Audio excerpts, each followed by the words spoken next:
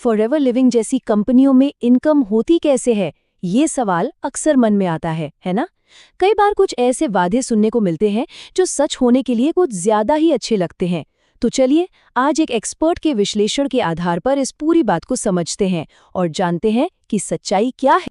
Internet पर अक्सर एक वादा तैरता हुआ मिलता है, 35,000 लगाओ और हर महीने 10,000 की फिक्स्ड इनकम पाओ। सुनने में तो ये मतलब कमाल का लगता है ना, लेकिन क्या ये सच है या फिर इसमें कोई पेंच है? चलिए देखते हैं कि ये वादा कितना भ्रामक हो सकता है और क्यों ये नए लोगों के लिए नुकसानदायक साबित हो सकता है। तो आज हम क्या क्या देखने वाले हैं। सबसे पहले तो इसी भ्रामक वादे की बात करेंगे, फिर जुड़ने का असली तरीका क्या है उसे समझेंगे, और हाँ, सबसे ज़रूरी, पैसा असल में आता कहाँ से है। इसके बाद कमीशन स्ट्रक्चर, इनकम का गोल्डन रूल, और आखिर में सही और टिकाऊ रास्ता क्या है, इस पर भी बात करेंगे। तो सबसे पहली बात, ये जो फिक्स्ड इनकम वाली कहानी है ना, एक्सपर्ट्स का साफ कहना है कि ये एक बहुत बड़ा रेड फ्लैग है। ये एक तरह का धोखा है, लोगों को लुभाने का एक तरीका। सीधी सी बात है, नेटवर्क मार्केटिंग कोई नौकरी नहीं है जहां महीने के आखिर में एक फिक्स्ड सैलरी मिल जाए। ये पूरी तरह से परफॉर्मेंस पर आधारित बिजनेस है। और सोचिए जरा, जब कोई इस उम्मीद से आता है और बाद में पता चलता है कि ये तो सब झूठ था, तो क्या होता है?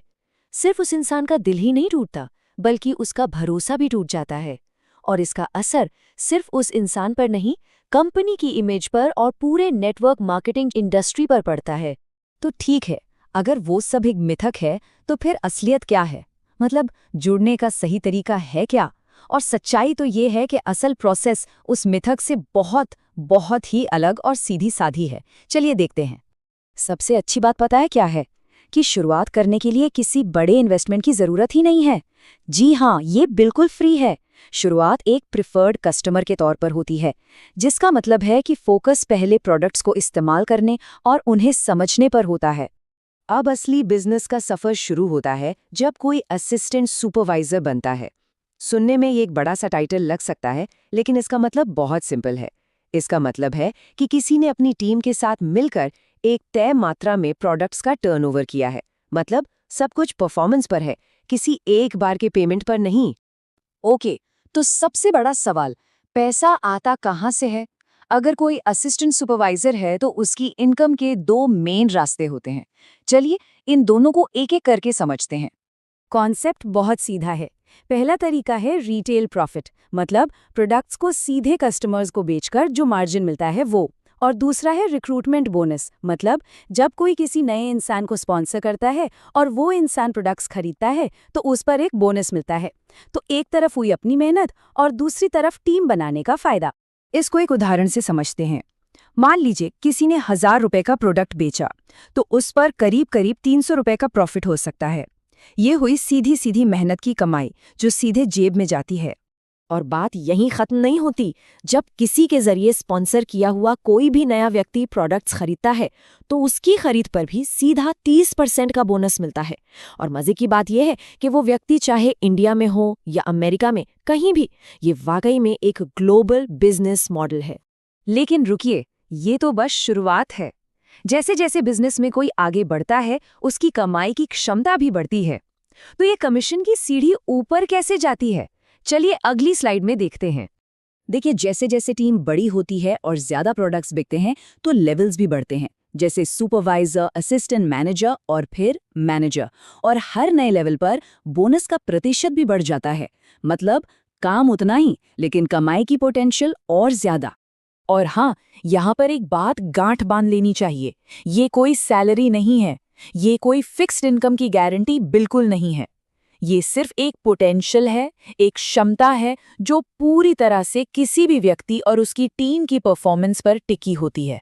तो अब आते हैं इस बिजनेस के सबसे बड़े, सबसे जरूरी नियम पर, गोल्डन रूल पर।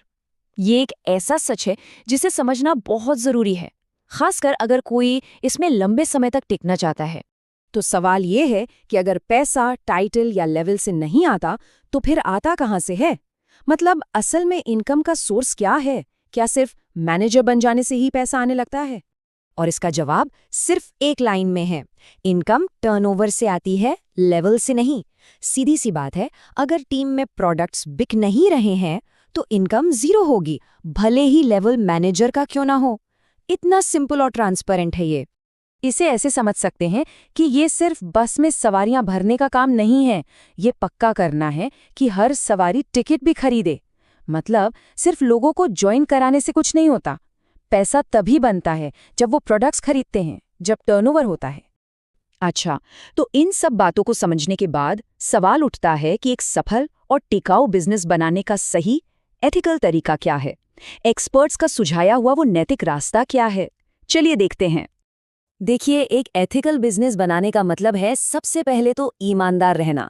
इसका मतलब है कि फोकस प्रोडक्ट्स को शेयर करने और बेचने पर होना चाहिए, ना कि सिर्फ लोगों को भर्ती करने पर। और हाँ, इसका एक और मतलब है कि कहीं भी कोई गलत जानकारी या झूठा वादा दिखे तो उसके खिलाफ आवाज उठाना और उसे सही करना।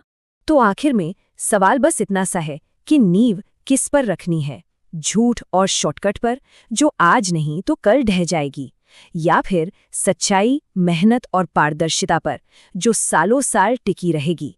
ये एक ऐसा सवाल है जिसका जवाब हर किसी को खुद ही तय करना होता है।